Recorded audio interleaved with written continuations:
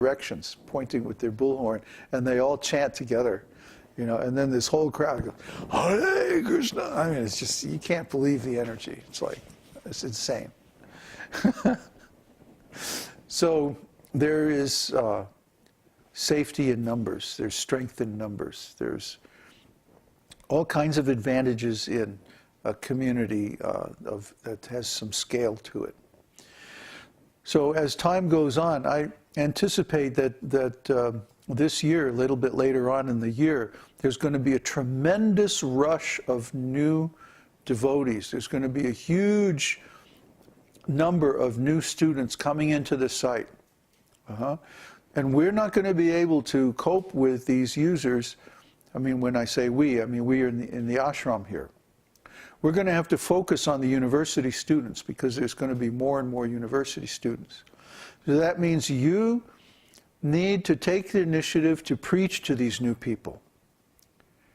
You have to take the initiative and contact them. Send them a message on the site. You see somebody new? Send them a message. I make it a point to send them a nasty message. You better fill out your profile. Just to see if they're serious. But you send them a nice message and you make friends with them. And, start building a relationship with them. That's how this community is going to grow. And we've got to do that to reach the next level. What's the next level? Oh, about 1,000 users. Right now we have what, about 60? Yeah, 65. Yeah. So that's a very small number, actually. I mean. Oh yeah, we cut down a lot. At one time we had like over 200 users, but we cut down people who didn't come to the site very often. Every 120 days, every month I would go through and just delete people who didn't visit the site in like 3 months or 4 months. And gradually that has cut us down to about 100. A little more than 100. But then when we moved over to this new site, we cut down the number of users even further. That if somebody wasn't registered for the university, if they were registered for the university, they automatically got an account. But if it was somebody who wasn't registered for the university, they had to re-register on the new site. And a lot of people didn't do that. So we automatically, we got rid of the less active users. And we're going to continue to do that. We're going to continue to ensure that the users that we have on the site are active, that they're involved, that they're doing something, that when you write to them, they write back to you, And if not, we're going to just, tune them out, because we don't want to spend the time. We don't have the time to spend to take care of people who aren't giving something. This whole devotional service is about giving. It's about sharing.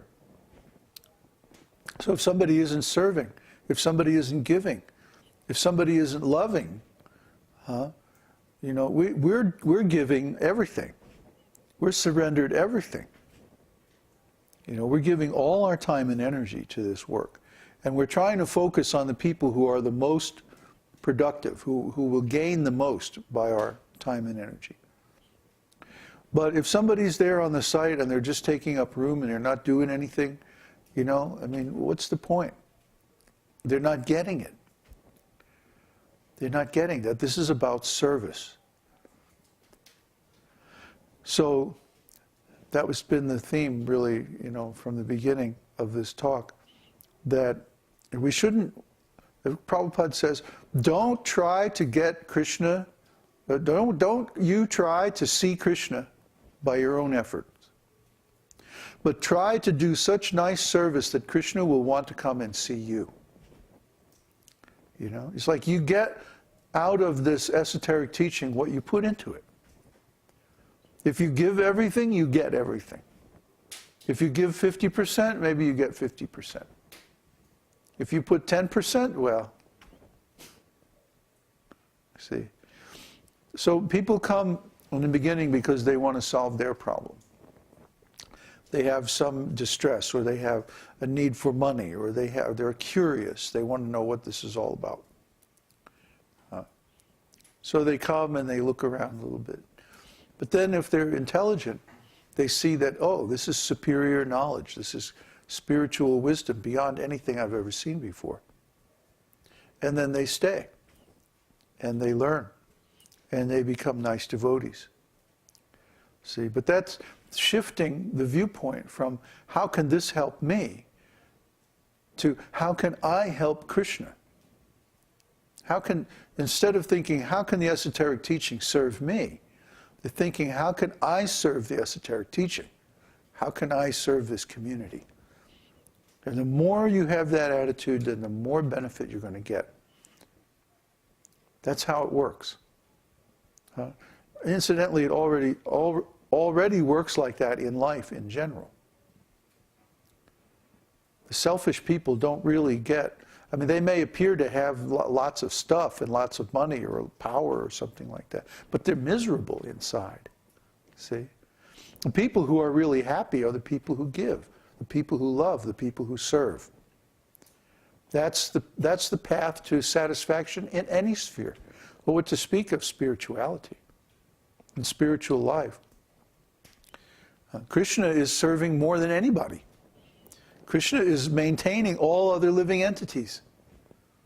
You know that favorite verse, Nityo Nityanam Chaitanash Chaitananam. You know the rest? Eko Bahunam Yo Vididhati Kaman. Yeah. Kaman. He's giving all the desires. He's giving all enjoyment to all the other living entities. That's the only difference between Kṛṣṇa and the other living entities. See, he's the source, they're the energy.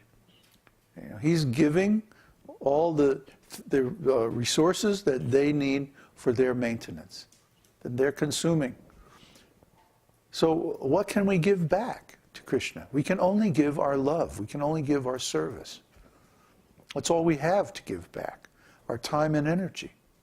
He's already maintaining us. He's already maintaining all the living entities. So there's no question about whether Kṛṣṇa will continue to maintain us. Certainly he will, especially if we're his devotees. He's already maintaining. Even if we're not devotees, he's maintaining us. So what to speak? If we become Kṛṣṇa's devotee, then of course he's going to maintain us, he's going to protect us. We're going to have opportunities that other people never have. We're going to be protected from things that destroy other people. You know, that's why we're headed to India, because if the world is going to fall apart, we want to be in the middle of the largest number of devotees possible. Yeah, because Kṛṣṇa protects his devotees. You know, so this is the safest place in the world, even if we all die. If we're in the midst of many, many devotees, that's going to be a wonderful blessing. You know, it's okay to leave your body. We're all going to leave our bodies anyway. The question is, how are we going to leave our bodies? In what way are we going to leave our bodies? In what mood? In what fashion? To be in a sacred place, surrounded by many, many devotees, and leave your body, oh, that's wonderful. Very auspicious. Certainly better than being in a mansion someplace with millions of dollars in the bank and leave your body, you know, because of some disease that you got from your excessive material enjoyment.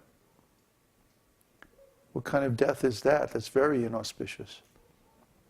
Better to be in an auspicious place, in an auspicious situation with devotees. And I have a feeling that, you know, Kṛṣṇa has some arrangement. He has some plan. We only know a small part of it now. You know, but gradually as we get into the actual situation, we'll see what Kṛṣṇa has in mind. He's always got some plan. And things have gone so smoothly for us so far. I mean, it's really amazing. Kṛṣṇa is certainly protecting this movement. He's certainly protecting our little group. So we want to keep doing the things that get Krishna's attention, that attract Krishna's interest, because we want to give him pleasure. We want to give him the enjoyment of seeing people become pure devotees, people who have been lost, people who were struggling and wandering around this material world. We want to see them come back to Krishna and start to love Krishna again, because this is the most satisfying thing in the whole world. This is the most satisfying condition of life. So, I guess it's a good time for questions.